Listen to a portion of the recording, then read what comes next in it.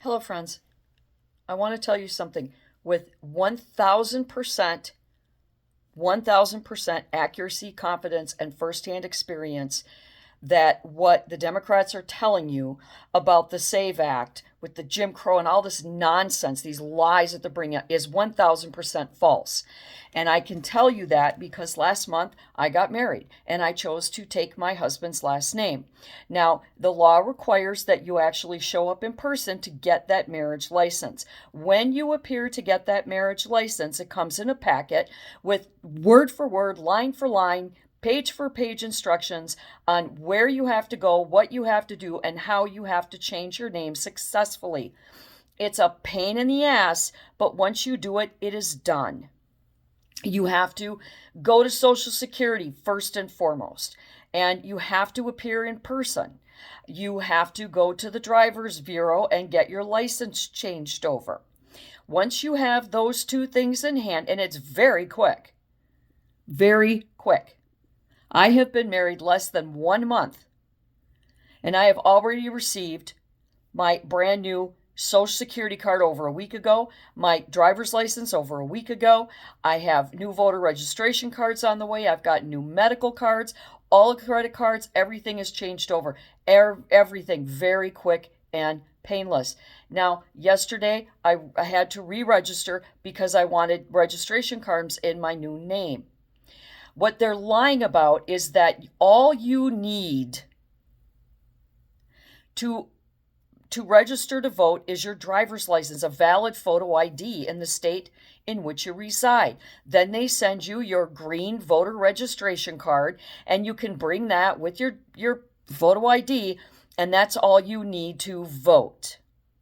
You don't need your birth certificate. You don't need your, 15 generation lineage. This isn't about Jim Crow. How dare they say that people of color are incompetent and unable to get to a voting booth, get their driver's license, and know how to change over their name. They are offending you. They're saying that you are too incompetent to get a driver's license. They're saying that all black people in America are running around without driver's licenses or photo IDs. These are Democrats. These are the people that established, initiated, and birthed Jim Crow laws. They are the ones that are propagating the modern slave trade that I have been screaming about for months. They are the ones who hate anything that lifts people up, gives them freedom and independence.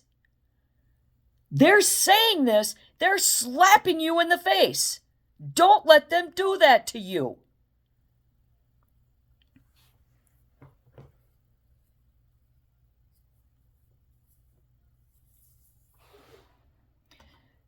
Changing your name, whether you change it for marriage or you change it for any other reason, because people change their names all the time for whatever reason.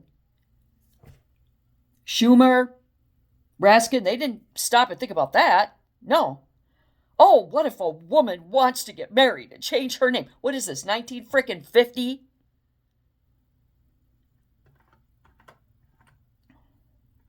They are lying to you. The SAVE Act is going to save and preserve every American's right to vote. They are running scared because they know that the wolves are on their tail in Georgia. They know that this is going to prevent voter fraud. They are absolutely frantic. And so they are creating laws. They are pulling garbage out of their buttholes to try to scare and terrorize Americans, especially minority Americans, women and people of color. There is nobody in the Deep South today that can't get to a voter booth because the KKK is blocking the road or their mule has a sprained ankle. It's absolute, utter lunacy. But I can tell you, once you take the steps, all of the instructions are right there. Right frickin' there. Now, if you choose to live in a city, yeah, you're going to have to put up with long lines and crowds at the Social Security office. You're going to probably have to put up with that at your DMV. I fortunately choose to live in a very rural area where we literally walked up and we were the only one in line or the next one in line at our offices, Social Security and DMV. So we didn't have to deal with a lot of stuff. We are fortunate that way because of where we choose to live. Now, I don't want y'all coming here. You want to be city folk, be city folk. But understand, you might have to take a day off of work. So if you do it. You're going to have to, because you can't function without your Social Security card. You can't function without your photo ID. And they have to match with who you really are. Because you have to get mail in your name. You have to have your credit cards match with your photo ID. Even though nobody asks for ID anymore, you still got to have it just in case. Your records have to be consistent with your name. What I did was I created a folder on my phone of all of the apps and programs that are on my phone that are, legal, financial, employment, whatever. And I went through and I made a folder on my phone and I put every one of those in there. Whether it was I added it to the home screen so there's an icon, or my bank app, employers apps, all of that. And I put them all in that folder. And then I went down one at a time. After I got my Social Security card changed over and I got the driver's license changed over and I had both in hand, I just went down the line in that folder. And when I got the bank, my name changed on the bank, check, moved it back into its original folder. Got that credit card taken care of, check, put that back in its original folder. Medical insurance, great. Now it's all changed. Check, it goes back. And then once as you remove things from that folder, then you know that you've checked off everything that needs to be checked off. And when you get married, and I believe when you get your name changed as well, they'll give you an instruction sheet on who you need to call, where you need to go, because the two priorities are your photo ID and your Social Security number. After that, the rest falls into line as you realize that you need to change your name for different things.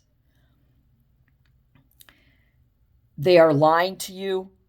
I know that you don't give a crap about what I say. I know that you're a good, loyal listener. But really, if you choose to change your name, you only need your photo ID and your green registration card. And I just went on yesterday and changed over my registration. It was a application online. You put in your first, your middle, your last name, your address, and your date of birth, and then it gives you a click. I am a registered voter under a different name. Click on it. Oh, well, what name are you currently registered under? Blah, blah, blah, blah, blah. Great. What is your driver's license number? Here it is. Great. You're all set. Your new cards are on the way. Literally, less than 2 or 3 minutes. No people with thick foreign accents on the other end of the phone. No having to upload any, copies of information that nobody should have. And nothing like that. Nothing like that at all. It was very easy to do. And now all I need when I go to vote is you always keep your photo ID on you. You have to. It's the law in most of the land, actually, if you didn't know that. And, you want to have it. What if you fall in a manhole? They want to know who you are. What if you get killed on the street? They're going to know who you are to tell your parents. It's extremely important. And you're going to have those important things in place. So don't listen to Raskin and Schumer. They are liars. They are criminals. And they are trying to terrorize decent, hardworking Americans into thinking that they're not going to be able to vote if we create an honest, lawful voting system. Remember, this ties into all of this scandal in Minnesota here. With the Somalis, their votes were bought. That is absolute fact, indisputable fact, that they were brought here with the promise of free everything, welfare, Medicare, HUD, SNAP, WIC, the whole thing, as long as you sit in a dark room in the quiet, lock the door, don't answer the phone, don't answer the door. If anybody asks, it's a business. And all we ask in return, we'll just give you $7,000 to $10,000 a month in public welfare benefits, free housing, free medical, everything. And all you have to do is vote. And we're going to get around that. We're going to find illegal ways for you to get around that. That's how they're getting in power, and that's how they're staying in power. And that's why they have to fight to the death to scare people into thinking that protecting the right to vote by preventing people who are not lawful to vote from voting is bad. It's only bad for Schumer and Raskin.